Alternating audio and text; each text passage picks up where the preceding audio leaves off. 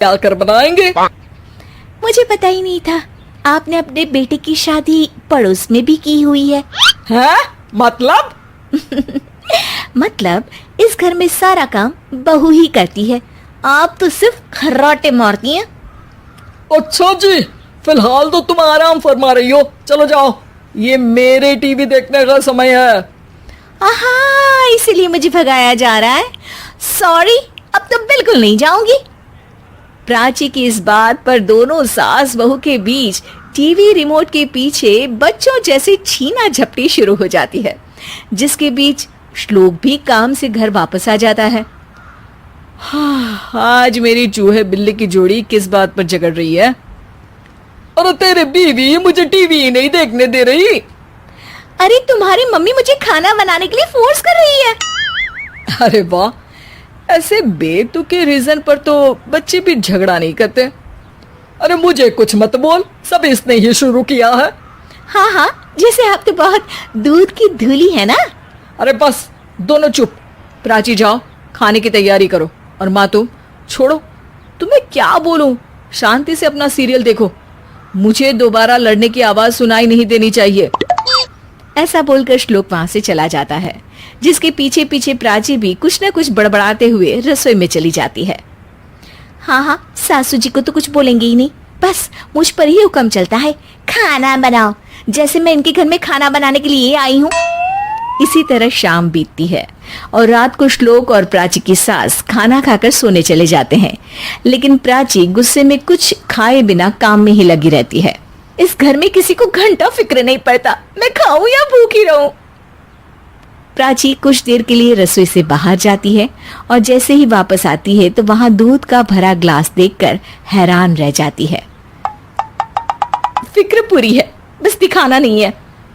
प्राची दूध पीकर सोने चली जाती है और अगली सुबह एक बार फिर सास बहू का कार्टून नेटवर्क स्टार्ट हो जाता है। ये तुमने ही किया है। अरे अजीब जबरदस्ती है, मैं बोल रही हूँ मैंने कुछ नहीं किया। दोनों ने मिलकर पूरे घर को पागल खाना बनाया हुआ है। यहाँ कोई नॉर्मल इंसान तो रह ही नहीं सकता, इसीलिए अब पड़ोसी क्या रिश्तेदार भी घर आने से कतराते हैं। और सुन बेटे, तू भी चंगा, तेरी माँ भी चंगी करेंगी। भाई मैं आप दोनों के बीच में नहीं फंसना चाहता। सास बहू की इस मन मौजी जोड़ी से परेशान होकर श्लोक अपना सिर खुजलाता वहां से चला जाता है। चलो अब मैं भी कीर्तन में जा रही हूँ।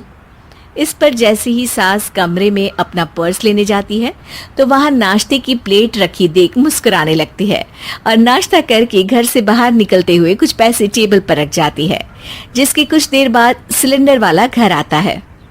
ओ मोरी मैया, मैं सिलेंडर के बारे में तो बिल्कुल भूल ही गई थी। घर खर्च के सारे पैसे भी मम्मी के पास है और श्लोक से बोला तो उल्टा 4 बात सुनाएंगे।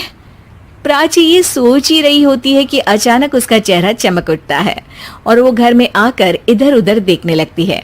तभी उसकी नजर टेबल पर रखे पैसों पर पड़ती है, जिन्हें वो सिलेंडर वाले को दे देती है। ये सब श्लोक देख लेता है। अच्छा बेटे, इतना बड़ा घोटाला, सबके सामने मैं तेरी दुश्मन और पीठ पीछे तेरी मेरी यारी। इस पर श्लोक एक प्लान बनाता है और शाम को सब एक साथ बैठे होने पर बोलने लगता है। माँ, तुम दोनों की बहुत लड़ाई होती है, इसलिए मैं सोच रहा हूँ कि प्राची को उसके घर छोड़ाऊं, इससे वो भी खुश रहेगी और तुम भी।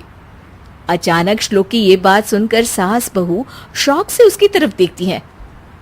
अरे ऐसे कैसे घर छोड़ाओगे, मुझे कहीं नहीं जाना। अरे तुमने बोला नहीं पर मैंने सुन लिया, तुम्हें मम्मी के साथ रहना अच्छा नहीं लगता, मुझे पता है।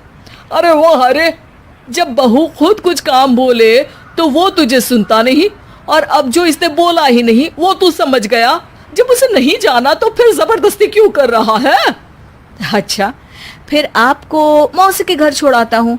बस अब आप दोनों एक घर देती हूँ, लेकिन मम्मी जी कहीं नहीं जाएंगी। बिल्कुल यही सुनना था मुझे। अगर दोनों में इतना ही प्यार है फिर हर वक्त ये लड़ाई का नाटक क्यों करती हो? देखा मैंने कैसे माँ किचन में दूध रखती है और तुम उनके लिए कमरे में नाश्ता रखती हो, और कैसे वो पहले ही तुम्हारी दिक्कत समझकर घर में पैसे रखकर बाहर जाती है। अरे भाई, इतना ड्रामा तो डेली सोप में भी नहीं होता। जितना तुम दोनों ने इस घर में फैलाया हुआ है। तू हमें टॉम एंड जेरी बोलता है ना, तो याद कर वो दोनों भी एक दूसरे को बाहर वालों की बुरी नजर से बचाने के लिए हमेशा सबके सामने लड़ते थे, लेकिन अकेले